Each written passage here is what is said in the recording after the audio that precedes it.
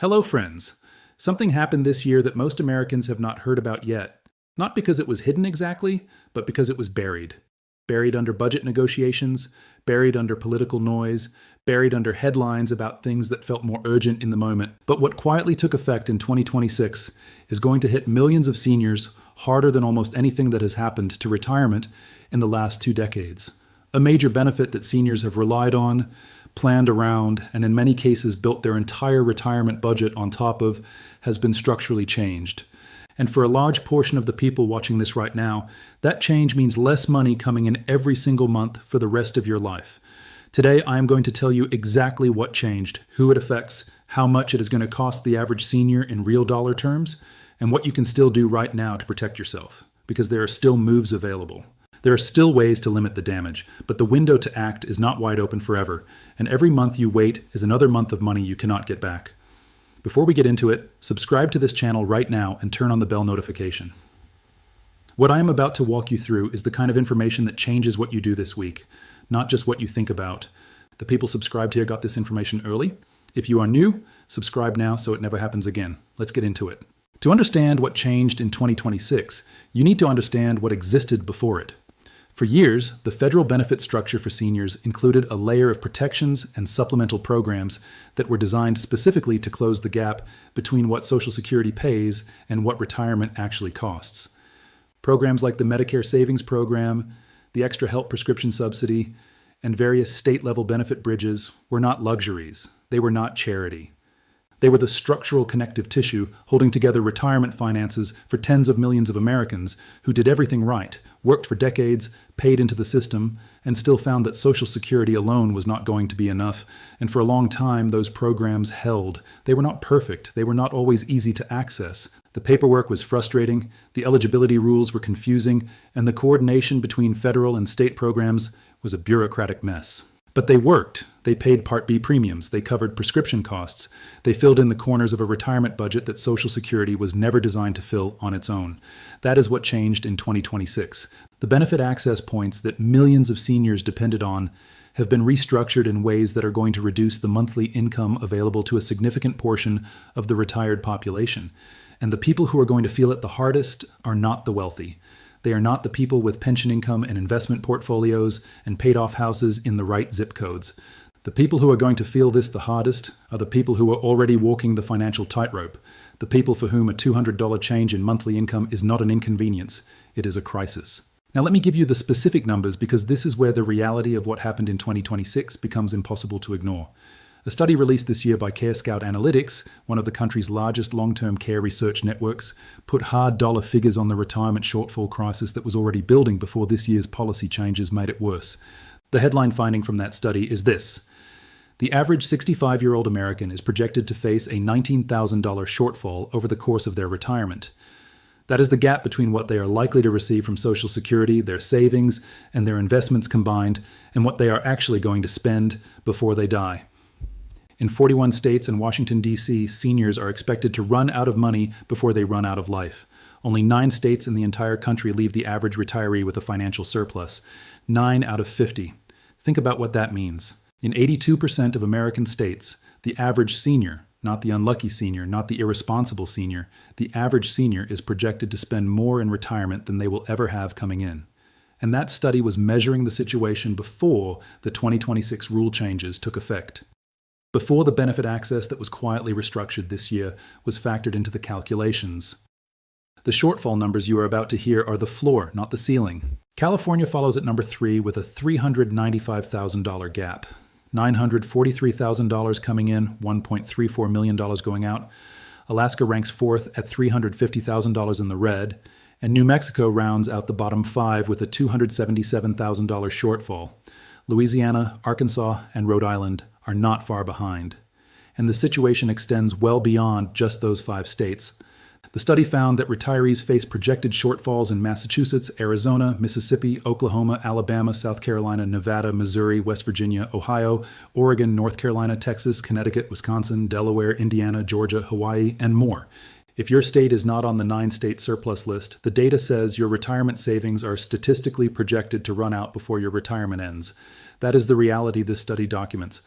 And again, that is before you layer in what changed in 2026. Now let me give you the other side of the map, because not every state leaves the average senior facing a financial cliff. Washington State ranks first in the country for retirement financial security. The average Washington State retiree is expected to bring in nearly $1.3 million over their retirement years while spending just over $1 million, producing a surplus of approximately $276,000. That cushion is built on a combination of strong retirement incomes, reasonable housing costs outside of Seattle, and solid Social Security earnings that reflect decades of high-wage work in the state's technology and aerospace sectors. New Hampshire comes in second with a $240,000 surplus, built on some of the highest retirement incomes in the country, paired with living costs that stay manageable. Colorado, Nebraska, Idaho, and Minnesota all show six-figure surpluses between $100,000 and $200,000, produced by a combination of well-paying working years that translate into higher Social Security benefits and cost structures that do not spiral out of control the way they do in coastal metros. The common thread connecting every surplus state is not that they are necessarily cheap. Colorado and New Hampshire are not bargain destinations. The common thread is that the income seniors built during their working years is proportionally high enough relative to local living costs that their retirement resources can keep pace with what retirement actually costs. In the deficit states, that ratio broke down years ago and has been getting worse ever since. Here is the factor that makes everything you just heard even more serious, and it is the factor that the Care Scout study specifically calls out as one of the primary drivers of why so many seniors run short, even when they did everything they were supposed to do. People are living significantly longer than the retirement plans that were designed for them assume. The average American life expectancy is approximately 79 years, but that nationwide average includes people who die young from accidents, illness, and other causes that have nothing to do with retirement longevity. By the time you reach 65 and you are in reasonable health, your actual remaining life expectancy is considerably longer than that number suggests. A woman who reaches age 70 can expect on average to live to 87. A 70-year-old man can expect on average to reach approximately 84. Now consider this. Most retirement financial planning, most 401k projection tools, most Social Security claiming strategy calculators, and most conversations with financial advisors implicitly assume your money needs to last until your mid to late 70s. If your plan is designed to run until 75 and you live to 87, you have 12 years of retirement with no financial cushion. 12 years where you are entirely dependent on Social Security, whatever assistance programs still exist in the form they existed when you planned, and whatever family support you can access. The survey data that informed the Care Scout study found that 40% of baby boomers and 50% of Generation X now believe they will outlive their savings.